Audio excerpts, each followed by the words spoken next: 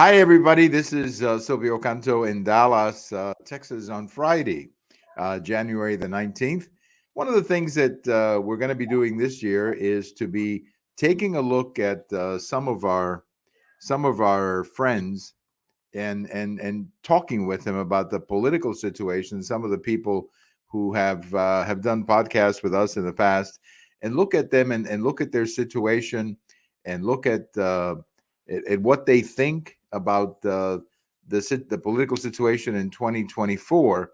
And tonight we're going to be chatting with our friend Jorge Ponce, who is a Cuban American friend as well as an author and someone who's had a lot of political commentary over the years. Before I do, though, I want to tell you that I have a post over at the American Thinker today. You can check it out at the website American Thinker, where I'm writing about President Javier Milei and his speech over at Davos. And that was an amazing situation. That was an amazing presentation where he finally, we have someone from the West who's standing up for the West and who's standing up for capitalism and private sector values. And that's so important when you see his story of Argentina. And as I mentioned in my article, that when he went back, when President Milei went back and was speaking about what socialism and collectivism has done to Argentina, I was reminded of Cuba and the country where we came from that was devastated by socialism and collectivism. So let me say hello to my good friend Jorge Ponce. Jorge, I hope it's a little warmer where you are. I think it is. Hello, Silvio. Happy New Year, and Thank you. thanks for having me on your program. It is a bit chilly here in the Tampa Bay area, Is it considering 30? Is it 30 degrees? it's not 30 degrees, Okay, okay. and it's nothing like the temperatures that they had in Iowa. Right. That's right. No, those temperatures in Iowa reminded me when I saw those photos and those videos of Iowa and people struggling to get to vote. It really reminded me of our early years in Wisconsin. I'll tell you that right now. When I saw all that snow and I said, "Oh my gosh, this is just like Wisconsin, where we spent many of our early years of el exilio in the United States many years ago." Well, Jorge, I mentioned before we get to your presentation and what you have to say, I mentioned in my introduction about President Milei of Argentina going to Davos and giving an amazing speech about the values of the West, capitalism, free market. Uh, and I said that it reminded me of Cuba in the sense of Cuba was destroyed by socialism and collectivism. And did you watch the speech or hear about the speech, Jorge? Yes, I did. I was very, very touched by the speech that President of Argentina, Milei, gave to the World Economic Forum in Davos, Switzerland, where he gave a warning to Europe and the West that they needed to get their act together and leave aside all these socialist policies like open borders that were imperiling, putting in danger the stability of their countries. Right. Now, one of the things that touched me, and maybe it's because we're Cubans and we came here with our parents many years ago. One of the things that touched me is that when he went back and started telling the story of Argentina and how Argentina was once a prosperous country and was completely devastated by socialism, that really got to me because it really reminded me of many conversations, Jorge, that I had with my late father about the story of Cuba, Jorge. Well, Silvio, the story of every country where socialism has been the norm is a story that it's been repeated through the ages. Socialism destroys the fabric, the prosperity, of those countries. I go back to Margaret Thatcher's quote that socialism is a great system until you run out of people's money. Right. That's right. Uh, that's exactly right. The lady was exactly right in how she described it. Well, I would recommend to everybody, particularly our friends who love freedom, I would recommend to everybody to, you can actually watch the whole speech. They have it on the internet. You can watch it in Spanish, or you can watch it, or there's an English translation as well of the speech. There's also a written script of the speech. I have a friend in Argentina who sent me that. And it's a valuable thing. I mean, politicians give a lot of speeches, but not many politicians give a speech like this that we need to put in a special file for reference, Jorge. I agree. And it's available. I listened to it on YouTube. So if you go to YouTube, listen to it, or I did not know, Silvio, that you could also get the transcript. So I'll look for that as well. Yeah, I got it from a friend in Argentina who's just sent it to me. I don't know if it's available everywhere, but a friend in Argentina sent me that. I assume it's available on the internet. Obviously, it was available in Argentina since he's the president there. But I'll if you cannot find it, let me know, and I'll try to figure out a way of giving you the copy that I got from my friend in Argentina. Well, Jorge, before we talk about politics, I said in my introduction that one of the things we're going to be doing this year is having these kinds of political discussions with friends and people like you who follow politics. And we're going to having these discussions about the upcoming presidential election here. But before I do, you recently wrote a book, and the book is about your political transformation, as you call it. So tell me a little bit about your book and why you wrote it, and maybe give the readers some information so that they can get the book, Jorge. Okay, here's the book. You can see the blending of the Cuban and the American flag on the cover. The name of the book is Examining the Past to Understand the Present. And the subtitle is The Journey of a Cuban American Refugee and What Led to His Conversion from a Democrat to a Republican. So my book is available in hard copy, paperback, and Kindle edition. And you can get it through the main online portals like Amazon or Barnes and Nobles or iTunes or Google Play. So Okay. it's readily available. Why I wrote it? Well, the first reason why I wrote it is for the legacy, for my family, so that my grandkids will have an understanding of what I was all about. Her grandfather. I have two granddaughters. The second reason is that I think the story, the parts 1 through 4, the book has 5 parts. So parts 1 through 4 are my life story, my life in Cuba before Castro, my life in Cuba after Castro, my life in the United States, and then retirement and lessons learned. So it's a story of a refugee or any immigrant that comes to a country like the United States, and they have to learn a new language, and they have to embrace a different culture, in this case, the Anglo-Saxon culture. And the battles and the challenges that we had to face, as well as the victories in the greatest country in the world, the beacon of freedom and liberty. So, parts 1 through 4, I narrate the struggles, but in the land of opportunity. So it's a happy ending at the end of that.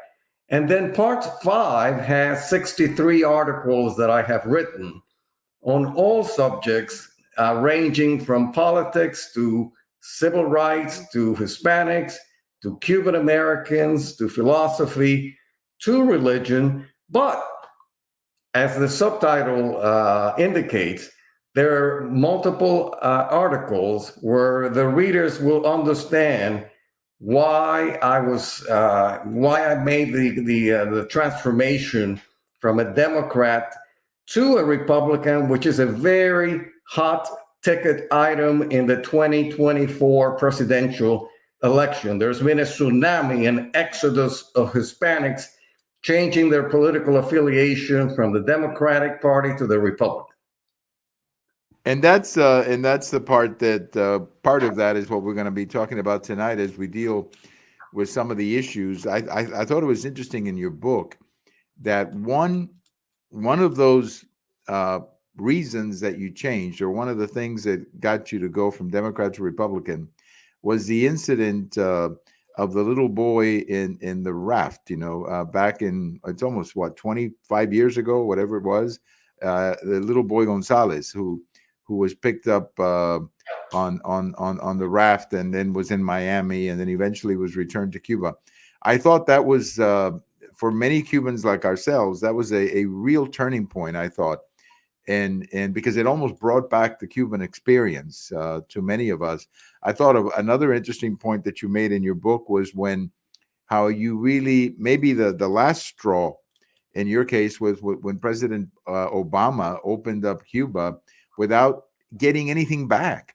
I mean, it was basically, we're going to open the embassy. We're going to go, we're going to be, everything will be normal. And we're not expecting you to give up anything. And that was such an insult, I think, to not just to you and me living up here, but I think to political prisoners and people in Cuba, Jorge.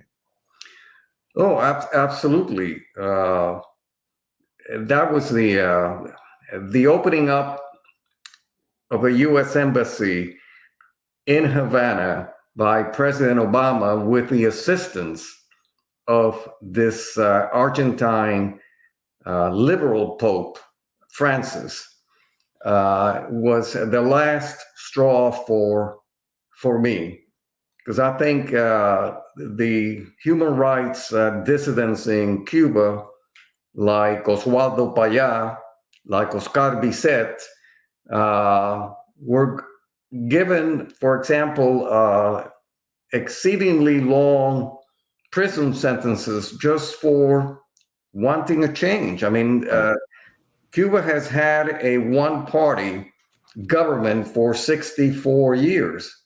So it is not unreasonable for some Cuban civil rights dissidents to ask for a change. Right. And after all, that's what Obama was all about. Right. Obama's motto was hope and change. That's right. So that's exactly right. And that was his whole motto, hope and change. Well, that did not happen in Cuba. So rather than reaching out to the human rights dissidents, he ignored them completely. And I thought that was unreasonable. And by the way, I mentioned Oswaldo Payá.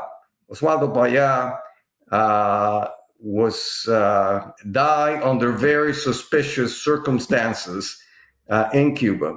He was a civil rights champion that wanted democratic change for his country. That's right. That's right. But anyway, so we recommend the book. I think you get to see this development of a political, not necessarily from party to party, but an understanding of why you are now a Republican. Well, let's talk about 2024. 2024. That's the year of this election, and it looks, by all accounts, if you look at all the polling data and if you look at what the experts, so-called experts, are saying, that the stars are out, for President Trump, or for President Trump to return to the White House. The stars are aligning for him to do that. And I have two reasons, or I believe there are two reasons why that's happening.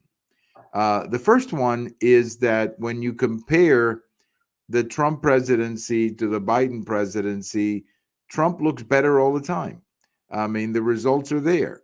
Whether it's inflation, the cost of living, I mean, the border, the world situation. I mean, clearly there's a tangible difference between the results that we were getting under President Trump and the results that we are getting now. So I think that's a big factor. People are looking at the comparison and they're going, we were better off before. I think it was the CEO of a major bank who just said this in the last couple of days. I don't remember his name right now, but who basically told the Democrats, look, Trump got it right when it came to NATO. He got it right when it came to immigration, and he gave us a pretty good economy. So I think results are driving that first part. The second reason why I believe, Jorge, that the stars are aligning for him is that I think the Democrats made a big blunder in overdoing this litigation thing. Had they simply focused on one thing, maybe the documents or one, but it seems like every Democrat wanted to sue Trump. And, it's like if it's on Monday, it's this one. If it's on Tuesday, is this one. And pretty soon you get to the point you can't even keep track of all of the cases that are against them. And I think they've overkilled. They overreached, as they say. And I think a lot of Americans, I'll finish and then I'll give you a chance in a second. But I have a friend of mine he and I go back to high school. He and I were always in different political corners. He was a Democrat, I'm a Republican. And he said something to me a few weeks ago. He says, I would rather defeat Trump in the ballot box. I don't want to destroy the country in order to destroy Trump. And I think a lot of Americans are sensing that the Democrats want to destroy the country, destroy our traditions just to get Trump. And I think it's backfiring on them. So forgive me for my long presentation there, but that's kind of how I see it. The economy was better, and the litigation has been a lot of overreach, Jorge. I think that the Democrats have tried very, very hard to invoke a clause of the 14th Amendment to deny Donald Trump to be reelected to a second term. And they're using this clause in the 14th Amendment because they allege that the January 6th riots were an insurrection. And the vast majority of Americans realize that Trump has never been charged with an insurrection. There were no casualties from the protesters on January 6th. As a matter of fact, the only casualty was a protester that was killed by a Capitol police officer. So they see the bogus claims that the Democrats are making, and even more damaging to them. What they are trying to do is prevent the voters from electing their candidate of choice at the ballot box, and they're using the courts. And that is unconstitutional. I think that it's just a matter of time before the Supreme Court justices have a ruling to undo the issue in Colorado to keep Trump out of the primaries. It's just, in my opinion, it's just a matter of whether the decision is going to be 9-0 or 7-2. But I think that it's just a matter of time before they put an end to that. And once they put an end to that, they're going to put an end to all the other states that are looking carefully at what's happening in Colorado to follow suit. So that's that. So the first point that you made, that the country was better off when Trump was in the White House, then under under the Bidenomics policies, it's a matter of fact. I mean, Biden, when he can when he can make some pronouncements that make any sense, uh, they don't resonate with the with Americans, because all they have to do is, when they go to the supermarket, when they go to the gas station to fill up the tank of their cars, when they try to refinance their house or buy a new house. I mean, these are things that you can't fake the funk. They see the negative impact that these things have on their salaries, and so you have African American radio hosts like this guy. I think his name is Charlemagne. And Charlemagne said on his radio show not too long ago that he was really sorry that he asked his listeners to vote for the Biden Harris tickets, Right. because they have not delivered. Right. He also said something, if I may just jump in for a second. He also said something today or yesterday that the Democrats are really going to pay for the chaotic immigration situation that we're seeing on the border in Chicago and New York. It's just purely chaotic. It's not really immigration. It's chaotic immigration. And they've created a lot of problems. I just read that the hospitals in Denver are like used up because so many of the migrants are using the hospital services. The same is happening in Arizona. And for you and I, this is an interesting point, because you and I came to the United States. We're both immigrants, even though we're U.S. citizens now, but we're technically immigrants. But when the Cubans came, and migrants historically have come here in a very orderly fashion. So yes, you come in, but you don't have this rush. I know there was the incident of Mariel in April of 1980, but that was a small part of the whole Cuban immigration. But you cannot bring immigrants like that, 8 million at one time. It's just not doable. Your resources, your infrastructure is not going to absorb it. And you're seeing it in Chicago and New York and Denver and other places. And according to this radio host that you were talking about, Charlemagne, I think it's his name, he was saying the Democrats are going to get punished a lot for this immigration chaos, Jorge. Absolutely.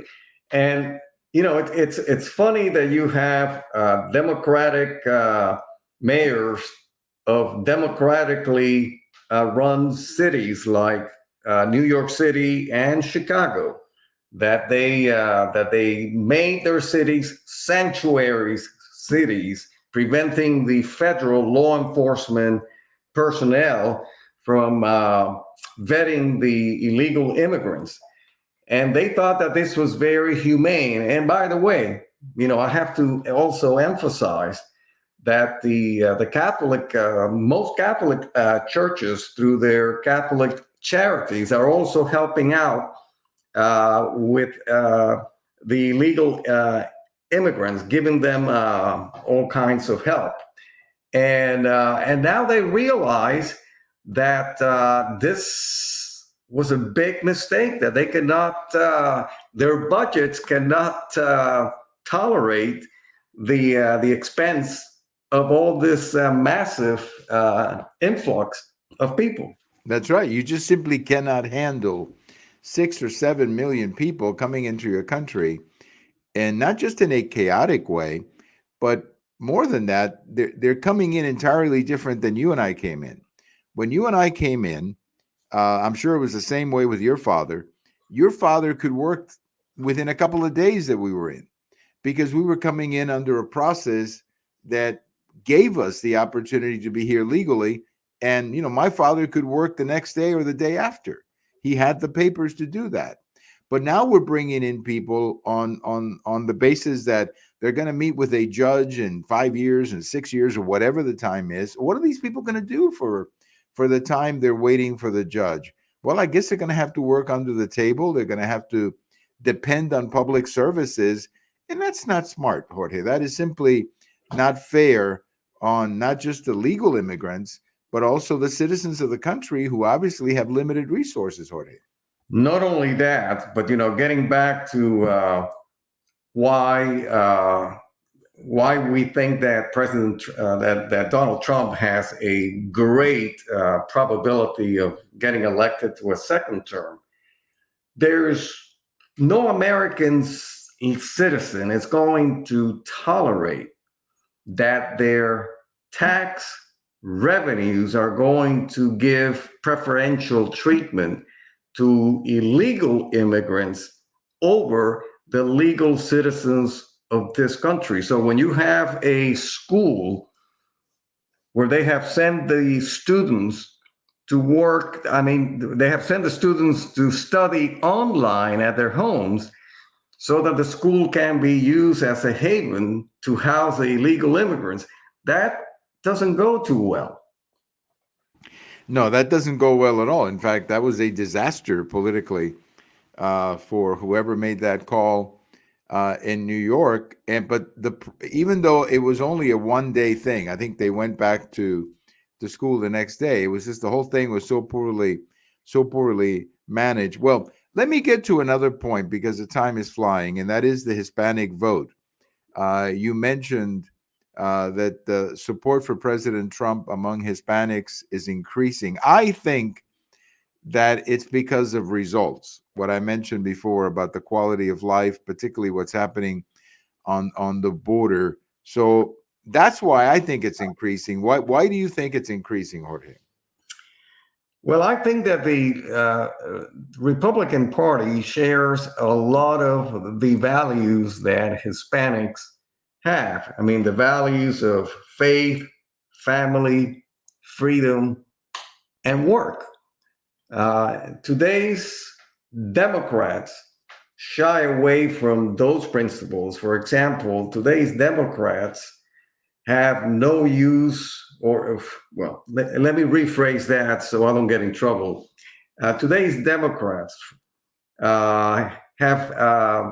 have seen the FBI try to infiltrate Catholic Church in Richmond, Virginia, because they think that traditionalist Catholics, those who listen to the traditional mass in Latin, could be troublemakers. So Hispanics as a whole, are very religious, and in particular, the Catholic religion is probably the number one religion in Hispanic country. So the fact that the Democrats are going after Catholics, that means that, hey, they're not going to stay with the Democrats. The fact that the main reasons why this Hispanic immigrants have fled their country is because they don't feel secure. Right.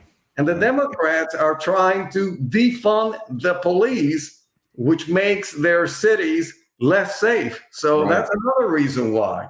Right. Well, and you remember when we had those riots back in the summer of 2020, many of the businesses that were burned down in whether it was Chicago, Minneapolis, or wherever, were actually Hispanic-owned businesses. I mean, there was a huge uproar in Chicago where several of the city council, Hispanic city council members in Chicago were furious because they were saying, you're burning down our businesses, or you're tolerating burning down our businesses, and you're discouraging people from investing in our communities when you tolerate that kind of criminal behavior. So you're exactly right about the insecurity. And I also think that's another issue that is going to hurt the Democrats, this whole question of insecurity. What's happening in these major cities, it's just absolutely, you have situations right now. And I'll just give you another quick example. Most of the Border Patrol agents that we have down here on the border are actually Hispanics. Most of them are Mexican-American Hispanics who've lived in that area for a long time. And you remember a few months back, or about a year ago, when those Border Patrol agents on horses were being accused of whipping immigrants when in fact they didn't do that. The film clearly showed that they didn't do that. So I just think that there's this tendency to go after law enforcement, not realizing how important and how proud the community is of the men and women who wear the uniform, Jorge.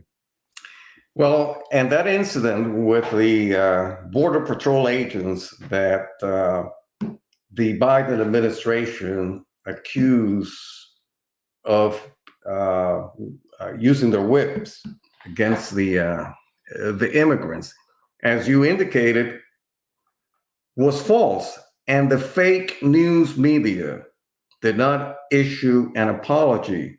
Neither did the Biden administration.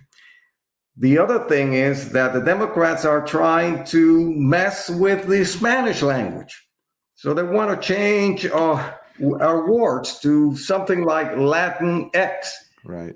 Hey, please don't even try it, because we're very proud to call ourselves Latinos and Latinas, Hispanos and Hispanas. Right. And Yeah. anyone who thinks that they can use the Latin X is out of his mind. That's right. That's right. Yeah. Stay away from that. That's not a good way of making friends in the Hispanic community. Well, Jorge, we're just about out of time, and I want to thank you so much for sharing your thoughts. We'll do it again. It's going to be a long campaign, so maybe in a few months we'll take stock again of where we are. But show me that book again so that people can see that book. And we recommend the book, and check it out. And you're going to learn not just a little bit about Jorge and his life coming to the United States, but his political thinking, over the years. So Jorge, okay, I see it right now. Okay, all right, very good. You want to show a little bit of you and a little bit of the book so that people can. Yeah, there you go. That's good. That's a good shot. Take a shot of that and show it to your wife. Of that photo. But I want to thank you so much for sharing your time with us tonight, and it's always a great pleasure to say hello to you and to hear your thoughts. And we will do it again. Sometime down the road, Jorge. And good luck with the book. Thank you, Silvio. All right. Our good friend, Jorge Ponce. Jorge has been a friend of our show for, my goodness, over 10 years. And we've done a few broadcasts over the years. And, he will be one of the many voices that we will hear in 2024, talking about this election, and especially this conversation about the Hispanic vote, how the Hispanic vote could very well be a big factor in the election of, or I guess not election. This would almost be like his return to the White House. That's more or less, I guess that's what they call it, because he was already elected.